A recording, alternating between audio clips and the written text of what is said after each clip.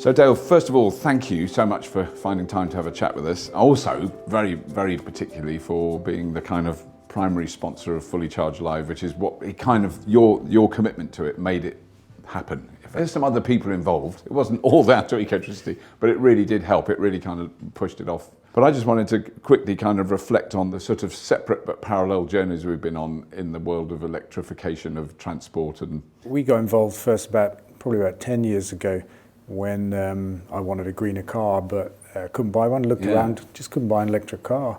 It was before Tesla, before the Nissan Leaf, and so we set out to build one, the Nemesis, which we got on the road in 2010. And you know, at that time we talked about what transport might look like in a world post-oil, you know, and it was quite bold stuff.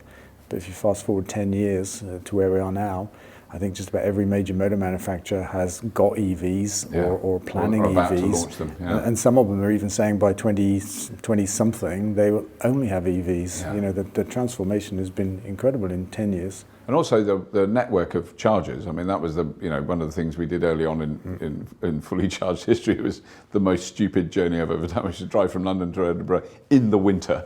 Why didn't we do it in the summer, in the winter, in the dark and the rain, but using the Ecotricity network? And that's transformed as well, isn't it? Because we got started on the electric highway in about 2011.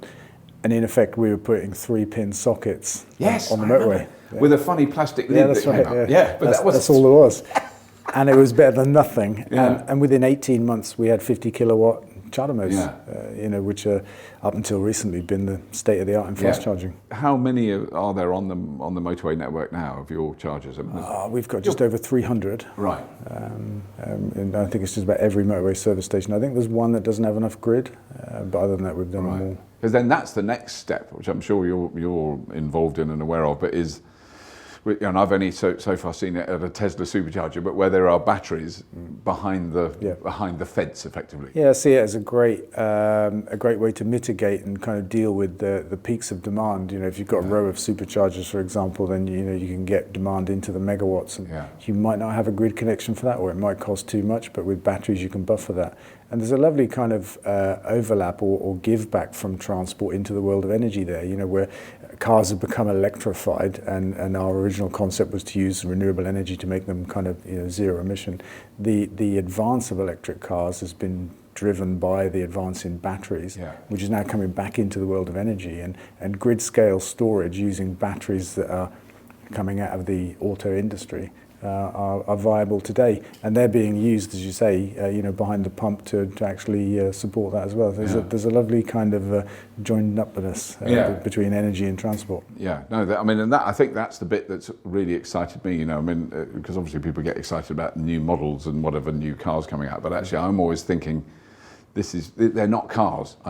You really start to see them as they're just a mobile energy storage system and a computer that you can sit in and keep out the rain. You know, that's I think the thing that we'll see coming soon is certainly vehicle to grid technology is just becoming plausible in a way like rapid chargers were when they first appeared. You know, they were kind of they were the cutting edge technology at that time. Yeah, vehicle to grid is a really exciting concept, but I do think it's got some kind of fundamental challenges. Right, oh yeah, I'm sure.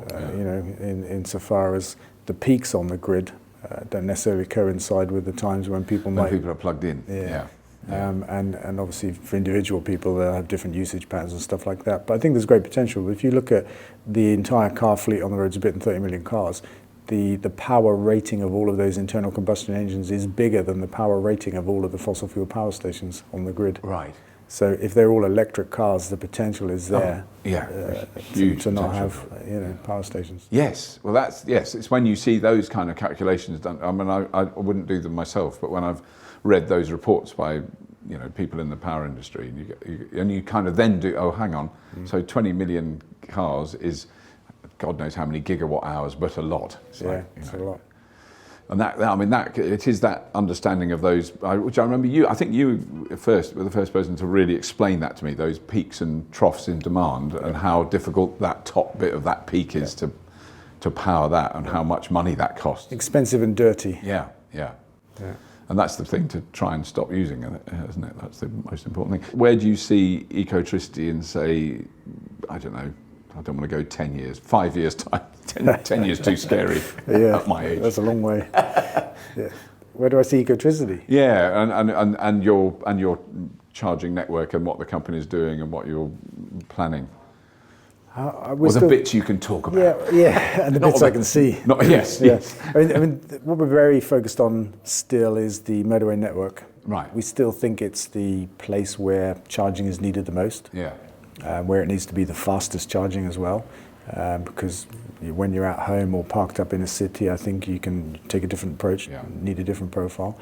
So from next spring, we're hoping to start building really fast chargers. I think they're called high-powered chargers in the world of chargers. Right.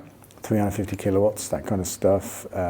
Hopefully contactless, so that you don't need to use an app or be a member of a scheme or something like that. So much more similar to today's petrol and diesel pumps, where you can just turn up, wave your card, and I think that's the kind of technology that will give you 100 miles in 5 minutes. So it really would become analogous to just topping up your car. You can see, I think, the rise of charging stations that are not unlike petrol stations now, where you just turn up once every 2 weeks, spend 5 minutes. When you're doing a long journey.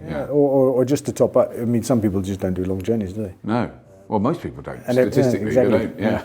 And every couple of weeks, just go and top up, and otherwise you might plug in at home, and you might not, but you probably don't need to, because like a petrol car, you can just, in 5 minutes...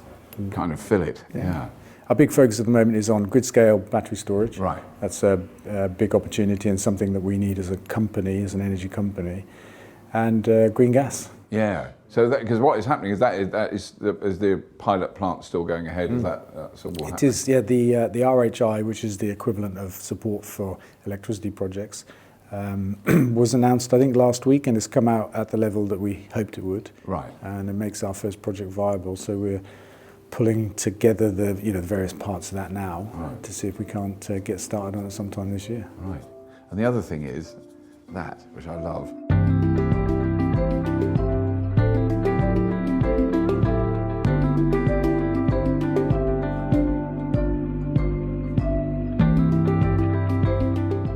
Dale, you know I love a model, because I loved your model of the green gas plant. This one is just brilliant. Yeah. This is amazing. So this is Forest Green Rovers' new stadium. Yeah, this is our our Zaha Hadid designed. Is it really? First in the world to be made completely of wood. Wow. Probably greenest stadium in the world. Wow. Just to locate this, that's the M5, which is that. So is Bristol 13? Bristol's that way, yeah. Right? Gloucester up there. Or Birmingham. Or Birmingham. And this is the road that goes into Stroud then. Yep. So does that road exist pretty much as that is already? Close to that, except it's single carriageway. Right. So that's an industrial park, that side. Yeah, the concept is a green tech business park. Right. Where the room to create 4,000 jobs in the green technology sector. Right. And a sports complex as well, home for Forest Green, training ground, and some facilities as well, other sports facilities we hope. And we began with the concept of a sports on the south of the 419, business park on the north. But this model's out of date now, so we need to modify it. But we've kind of blended it a bit. The stadium's over here, and there's a bit of business park on both sides. There's a canal that's part of the plan to reinstate the canal, create a wetland area south of the canal and west of the motorway, another wetland area.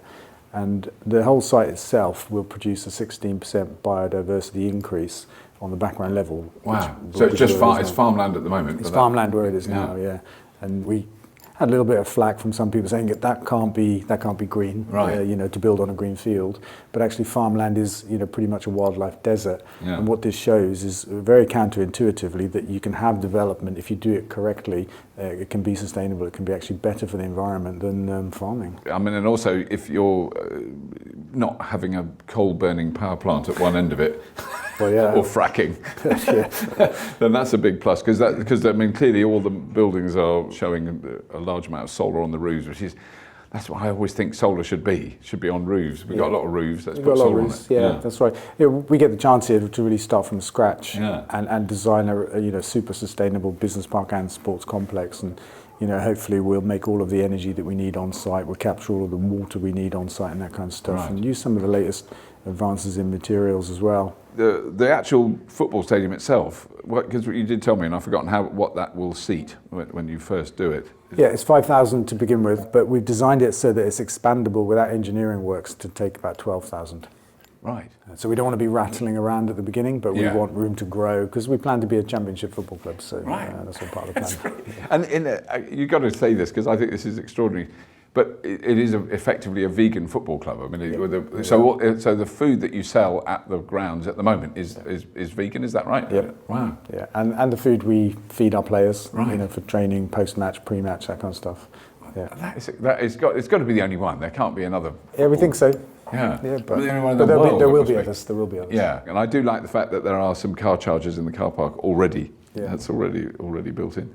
It's very impressive. I'm not going to get too fanboy. But it's because I'm one of the people who talks about it, but you actually bloody do it, which is really impressive. So it's great what you've achieved so far. So thanks so much. Do come and see Dale if you're in the UK, because he's going to be at Fully Charged Live. You're very, very kind of you. We'll have a quick chat there.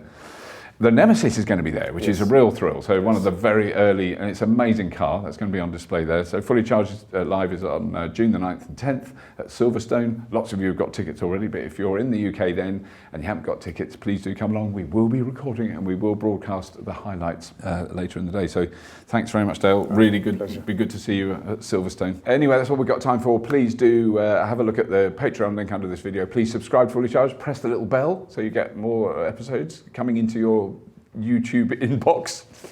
And if you have been, as always, thank you for watching.